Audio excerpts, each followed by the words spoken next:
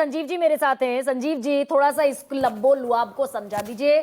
मैं जो विपक्ष के एक नैरेटिव को आपसे समझना चाहती हूँ, ये लोक का मत है, ये तंत्र का मत है, ये है क्या दरअसल, या फिर वाकई ये लहर थी जमीन पर? देखिए, अभी तो मुझे लगता है कि विपक्ष ने भी ये तय नहीं किया है कि क्या इसमें तंत्र की कोई भूमिका है। कुछ नेता हैं जो अपने तरीके से इसको ट्वीट कर रहे हैं, लेकिन एक संगठित तरीके से पार्टी के स्तर पर अगर कोई बात आती है तो उस पर बात की जा सकती है, क्योंकि ये साबित करने में कि तंत्र की मदद से ये जीत हासिल की गई है, तथ्य देने पड़ेंगे।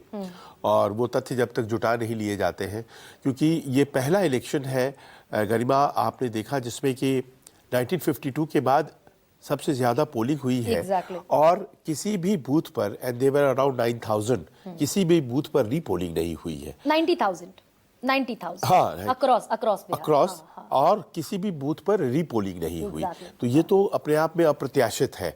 उसके बाद अगर कोई कहता है कि ये तंत्र की गड़बड़ी या उससे, तो फिर उसे बहुत ही पुख्ता सबूत देने होंगे।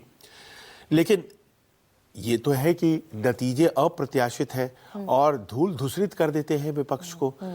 लेकिन इस तरह के नतीजों को जमीन पर जब मैं घूम रहा था और हमारे कई साथी भी साथ में थे, उनसे भी बात हो रही थी, तो इस क्लैरिटी के साथ तो जाहिर है वो नहीं दिखाई पड़ते थे। लेकिन जैसे मैं आपको एक उदाहरण देता हूँ, मैं सीमांचल में आखिरी जो प्रचार का काल था उस वक्त वहाँ था, और आखिरी प्रचार के काल में करीब 6 दिन लगातार एक ही जगह पर रह रहा था, और मैं पा रहा था कि असदुद्दीन ओवैसी की पार्टी की बड़ी क्लियर मौजूदगी वहाँ है। वो पार्टी, ऐसा नहीं है कि महागठबंधन में उसे एंट्री नहीं दी गई है, अगर तो वो विस्मृत हो गई है, लोगों के दिमाग से चली गई है। लेकिन सीटें नहीं दिखाई दे रही हैं वहाँ एआईएमआईएम की।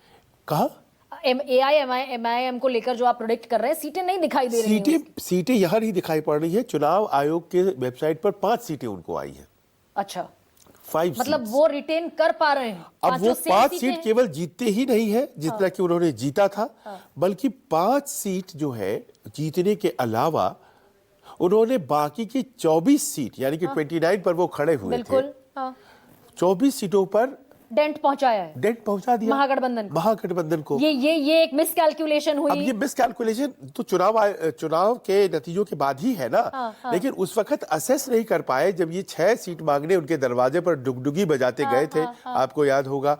उस वक्त असेस नहीं कर पाए कि ये जो ओवैसी फैक्टर है ये कितना इंपॉर्टेंट है। पिछली बार से, मतलब वो जो दूध का जरा छाछ फूंक कर पीता, वो नहीं कर पाए। ओवैसी ने उसी दौरान हमें एक इंटरव्यू दिया, 3-4 दिन पहले की बात है, उसमें उन्होंने कहा कि मैं उत्तर प्रदेश भी जाऊंगा। अब अखिलेश बाबू कह रहे हैं अभी कि ये एसआईआर में गड़बड़ी हम यहाँ नहीं होने देंगे। अगर आप इन चीजों को नहीं पकड़ेंगे जमीन पर, 12 सीटें ऐसी हैं जहां पर दोस्ताना संघर्ष हो रहा है। ये क्या होता है दोस्ताना संघर्ष? 243 सीट में 12 सीटें तो आपने गिफ्ट कर दी ना। दोस्ताना संघर्ष नाम की कोई चीज लोकतंत्र में या डेमोक्रेसी में हमने देखा नहीं है। तो ये स्ट्रैटेजी फेलियर आप असेस। अच्छा, एक बात अपनी बात कह के इसको खत्म करूंगा कि 60 सीट किस हिसाब से आप कांग्रेस को दे सकते हैं? भाई, एक बिहार में शब्द चलता है पहलवान, अपना पहलवान बताइए। भाई, कांग्रेस से किसने पूछा कि अपने पहलवान बताइए? पहलवान दिखने चाहिए, तभी टिकट दिया जाता है।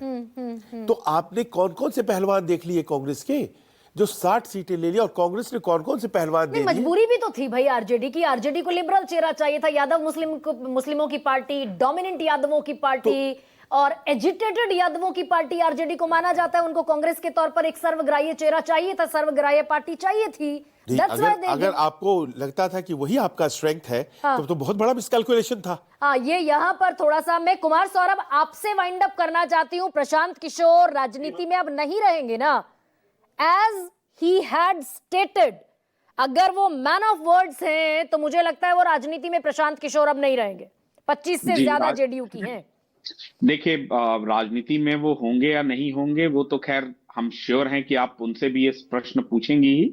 और औपचारिक तौर पर जब तक उनका कोई बयान नहीं आ जाता है, इस पर टिप्पणी करना उचित नहीं है। एक चीज ऐड कर दे रहा हूं, जो संजीव भाई ने कहा है गरिमा जी, ये अभूतपूर्व है जो वो नहीं बता रहे हैं कैसे है।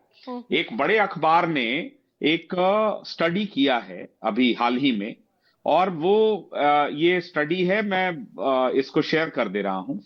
उसमें ये साफ कहा गया है कि 62,000 महिलाएं एक विधानसभा क्षेत्र में 10,000 रुपए। हम इस बात पर बिल्कुल क्लियर हैं कि जो भी मैंडेट है उस पर प्रश्न नहीं उठा रहे। हम सिर्फ एक ऑब्जर्वेशन है जो आपको दे रहे हैं। क्या आज से पहले देश में कभी भी ये 10,000 रुपए की राशि 2,000 1,500 देखा था? बट चुनाव के एक आचार संहिता के 1 दिन पहले, प्रथम चरण के 2 दिन पहले और द्वितीय चरण के 3 दिन पहले 8 तारीख को। भाई जिस बीजेपी के साथ कुमार सौरभ, जिस बीजेपी के साथ प्रशांत किशोर रहे, चाय पे चर्चा जैसे स्लोगन और वो घूमती हुई गाड़ियों में एलईडी स्क्रीन लगाना, ये सारी स्ट्रैटेजीज प्रशांत किशोर की थी ना ma'am. There is a difference, वो भी अभूतपूर्व थी। तो ये कुमार सौरभ मानिए कि आपको अंदाजा नहीं था कि till what extent they can go. एक आखिरी लाइन इस पे मैं जोड़ देना चाहता हूं मैम।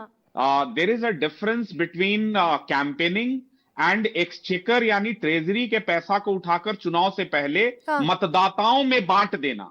ये दोनों में बहुत फर्क है और आपके जैसे एक अहलदे पत्रकार को ये बिल्कुल समझाने की जरूरत नहीं है। नहीं, मैं तो ये पूछती रही हूं सवाल, लेकिन कुल मिलाकर कुमार सौरभ बहुत बहुत धन्यवाद, साधना धन्यवाद, अभिषेक धन्यवाद, संजीव जी धन्यवाद। ये सवाल उठेंगे जो जायज सवाल हैं, वो दरअसल लोकतंत्र में ना तो छिपते हैं ना दबते हैं। ये मैं आपकी बात से सहमत हूं। जायज सवाल उठेंगे, वाजिब सवाल उठेंगे, लेकिन प्रेजेंस, कैलकुलेशन, मैनेजमेंट, ऑर्गेनाइजेशन, ये सारी चीजें भी चुनाव के नतीजे को तय करती हैं, जो बिहार में कमोबेश दिखाई दे रहा है। एक छोटा सा मैं ब्रेक ले रही हूं।